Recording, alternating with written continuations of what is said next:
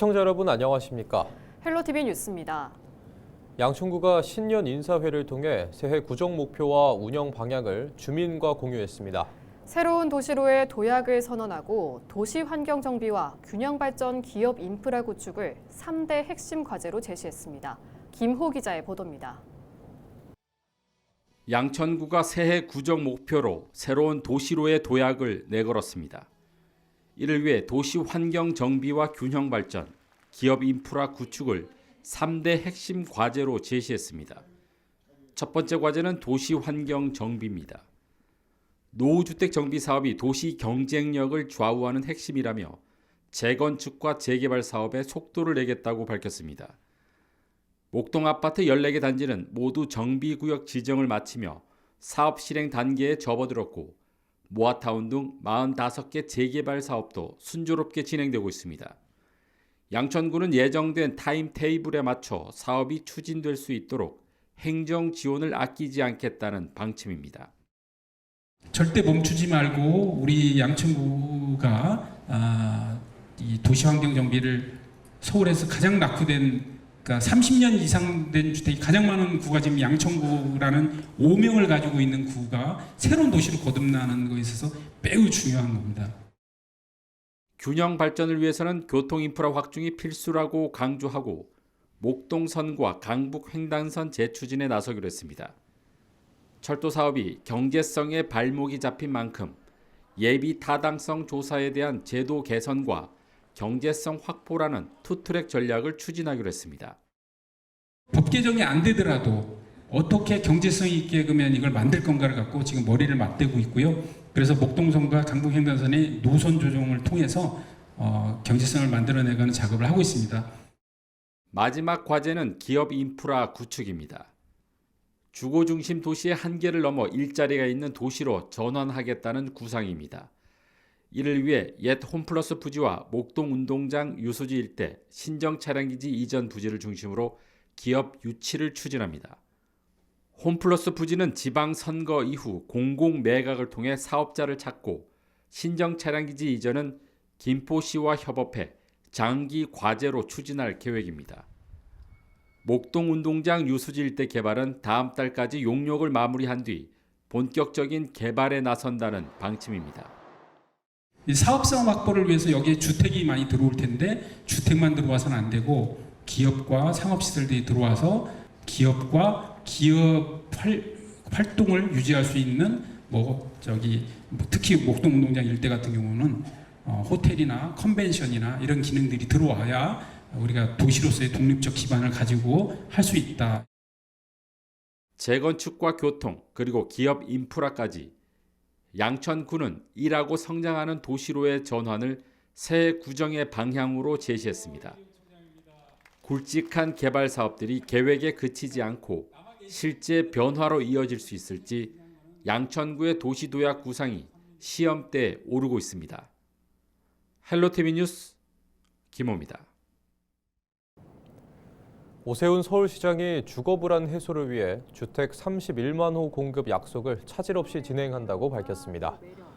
오 시장은 7일 대한상공회의소에서 열린 서울시 신년 인사회에서 불확실한 여건 속에서도 공급은 멈추지 않는다는 원칙 아래 2031년까지 31만 호 주택 공급 약속을 이행하겠다고 강조했습니다. 또 강북을 배드타운에서 경제와 문화의 거점으로 전환해 서울 전체의 균형 성장을 만들겠다고 덧붙였습니다. 더불어 강북 횡단선과 지하고속도로로 서울의 동서남북을 하나로 잇고 용산은 동부가 비즈니스 허브로 서남권은 첨단 창업 공간으로 잠실은 세계적인 마이스 거점으로 완성하겠다고 덧붙였습니다. 양천구는 새해를 맞아 오는 12일부터 동신년 업무보고회를 열고 주민과의 소통을 시작합니다. 신월 3동을 시작으로 오는 22일까지 18개 동을 순회하며 열리는 이번 보고회에서는 새해 구정의 목표와 운영 방향에 대한 설명이 있을 예정입니다. 보고회에는 구민 누구나 참여할 수 있으며 주민과의 대화 시간을 통해 불편사항이나 구정 발전을 위한 의견을 제시할 수 있습니다. 제시된 의견은 현장에서 답변을 듣거나 관련 부서에 전달돼 처리 여부를 별도로 안내받게 됩니다. 은평구가 창업지원센터 입주기업을 모집합니다. 모집 대상은 예비 창업자와 창업 7년 이내 기업으로 AI, 정보통신, 바이오헬스, 친환경 분야 기업을 우대합니다. 선정된 기업에는 사무공간과 회의실, 커뮤니티 공간 등의 시설이 제공됩니다. 또 사업화 단계별 비용 지원과 교육 등 다양한 성장 지원도 받을 수 있습니다. 모집 기간은 오는 19일까지며 자세한 내용은 은평구청 일자리 경제과로 문의하면 됩니다. 지방자치제가 시행된 지 30년이 넘었습니다. 온전한 지방자치를 위해선 중앙과 지방의 재정 불균형 문제부터 해결해야 한다는 목소리가 끊임없이 나오고 있는데요. 중앙과 지방의 재정 불균형 문제, 단적인 사례 하나를 전해드립니다. 무인 교통단속 장비 얘기인데요. 장비 설치비는 지자체가 온전히 부담하고 있는데 과태료 수입은 모두 중앙정부가 가져가고 있습니다. 이지훈 기자입니다. 경기도 양주시. 최근 몇 년 새 신도시가 생기면서 인구가 크게 늘었고 자연스레 교통량도 증가했습니다. 이렇게 사고 위험 구간마다 무인 교통 단속 장비가 설치되었습니다. 지난 5년 동안 양주시 관내에 설치된 대수가 모두 150대. 이 중 70대는 양주시가 일부 비용을 부담했습니다. 설치에 들어간 비용은 24억 원. 여기에 유지보수 비용까지 더하면 설치에 따른 비용 부담은 앞으로 더 늘어날 수밖에 없습니다. 그런데 단속을 통해 발생한 과태료 수입은 전액 국고로 귀속됩니다. 중앙정부가 무인 교통 단속 장비 과태료로 걷어들이는 돈은 매년 약 1조 원. 이 중 지역 교통 환경 개선에 들어가는 돈은 극히 미미합니다. 인구가 늘어나면 거기에 맞게 가속 카메라도 많이 필요합니다. 그러니까 저희가 건의하고 싶은 거는 지방 세입으로 조금 들어올 수 있게 경찰청이나 강역에서 조금 더 노력해 주셨으면 감사하겠습니다. 이런 가운데 양주시가 무인 교통 단속 장비를 통해 걷어들이는 과태료 수입의 일부를 지방 세입으로 전환할 것을 중앙정부에 건의하기로 했습니다. 정부와 국회는 무인 교통 단속 장비로 징수되는 과태료 수입의 일정 비율을 지방 세입으로 전환할 수 있도록 관련 법령을 조속히 개정하라. 이를 위해선 관련 법령 개선이 필요한데 양주시는 제도 개선 이전에라도 장비 설치와 유지 보수에 들어가는 비용 중 일부를 중앙정부가 부담해 줄 것을 요청할 계획입니다. 제주특별자치도의 경우 자치경찰제를 기반으로 과태료 수입을 지방 세입으로 전환했고 이를 지역 교통안전 인프라 확충에 재투자하는 선순환 구조를 만든 바 있습니다. 헬로티비 뉴스 이지훈입니다. 네, 영하권 날씨가 이어지고 있습니다. 이번 추위는 주말까지 계속될 전망인데요. 겨울축제 개막을 앞둔 지자체들은 추위가 반갑기만 합니다. 정승환 기자가 보도합니다. 넓은 강이 얼음판으로 변했습니다. 구멍 뚫기용 장비로 한참을 내리찍고서야 구멍이 뚫립니다. 홍천강 꽁꽁축제가 개막을 앞두고 손님 맞을 준비를 마쳤습니다. 지난해는 날씨 탓에 개막 시기를 늦췄지만 올해는 연초부터 계속된 추위 덕에 제때 튼튼한 얼음판이 만들어졌습니다. 얼음이 얼지 않을까 봐 걱정을 사실 많이 했었거든요. 그런데 지난 초부터 갑자기 영하의 날씨가 이어지면서 지금 현재 얼음의 두께는 평균 22cm 이상을 넘어서고 있습니다. 9일부터 25일까지 축제 기간 내내 맛 좋은 송어 구이를 만들어줄 구이통은 벌써부터 예열에 들어갔습니다. 2개의 거대한 구이통에서는 동시에 120마리를 구울 수 있습니다. 불을 떼서 요거를 이제 열기를 올려놔야 송어를 이제 싸가지고 오시면 요 안에다 넣어서 그거를 저희가 10분, 15분 안에 구워드릴 수 있는 작업을 하는 겁니다. 매년 100만 명 이상의 관광객이 찾는 겨울축제의 맏형 산천어 축제도 개막 준비를 마쳤습니다. 선등거리 일대는 이미 축제 시즌을 알리는 밝은 불을 밝혔고 세계 최대 규모의 실내 얼음 조각 광장도 문을 열었습니다. 산천어 축제는 오는 10일 개막해 다음 달 1일까지 열립니다. 이번 주부터 개막하는 겨울축제장에서는 얼음 낚시뿐만 아니라 썰매 등 다양한 겨울 놀이도 즐길 수 있습니다. 헬로티비 뉴스 정승환입니다. 서울 시내 학원가가 어린이 보행 안전에 사각지대에 놓여 있어 제도 개선이 필요하다는 지적이 서울시 의회에서 나왔습니다. 윤영희 서울시의원이 제안하고 서울시 재정분석 담당관이 분석한 자료에 따르면 서울 지역 초등학교의 어린이 보호구역 지정률은 99.7%에 달하는 반면 정원 100명 이상 학원의 보호구역 지정률은 0.4%에 불과한 것으로 나타났습니다. 특히 대치동 학원가 주변 보호구역 13곳 모두 CCTV, 안전표지판, 과속방지턱 등 기본적인 시설물조차 설치돼 있지 않은 것으로 조사됐습니다. 학원 수업이 집중되는 야간 시간대에는 불법 주정차 차량이 급증하면서 보행자의 시야를 가리고 인도를 침범하는 등 사고 위험을 키우는 구조적 문제가 반복되고 있는 것도 문제로 지적됐습니다. 윤영희 의원은 보행 안전 정책이 여전히 학교 중심에 머물러 있다며 학생 밀집도와 실제 이용 행태를 반영하지 못한 결과 학원가가 제도적 보호 대상에서 빠져 있다고 지적했습니다.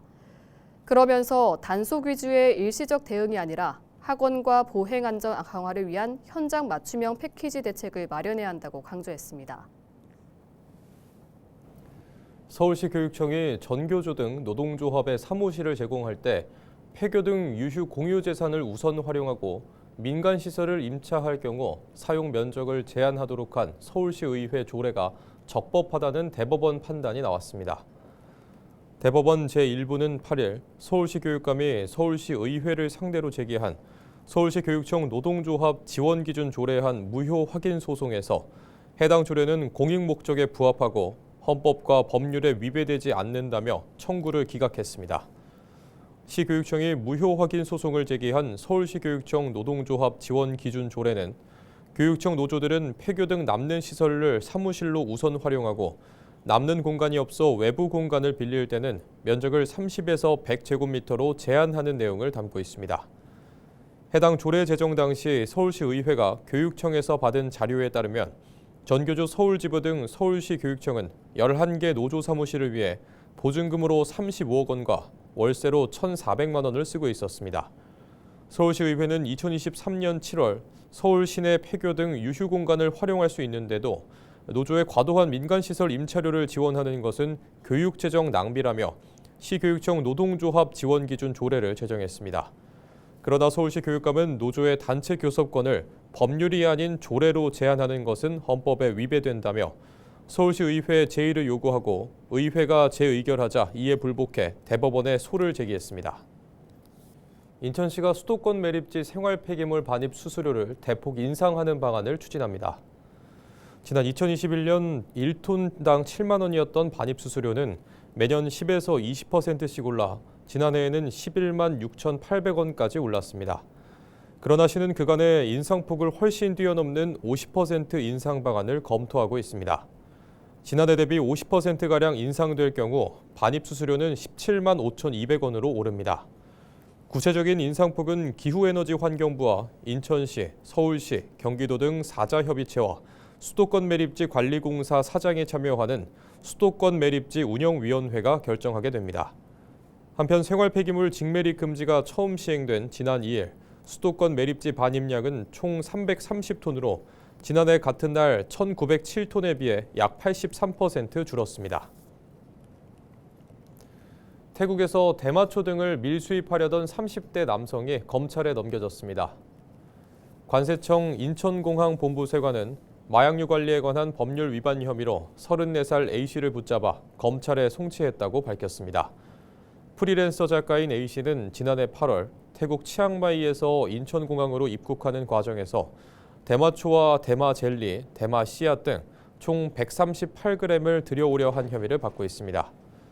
A씨는 대마초와 대마씨앗 등을 지퍼백에 밀봉해 기내용 가방에 있던 음료수 통 속 커피에 숨겨 들여오려 한 것으로 조사됐습니다. 특히 A씨는 경기도 군포시 자택에서 알루미늄 텐트와 환풍기, LED 조명 등 장비를 활용해 대마를 재배하기도 한 것으로 드러났습니다.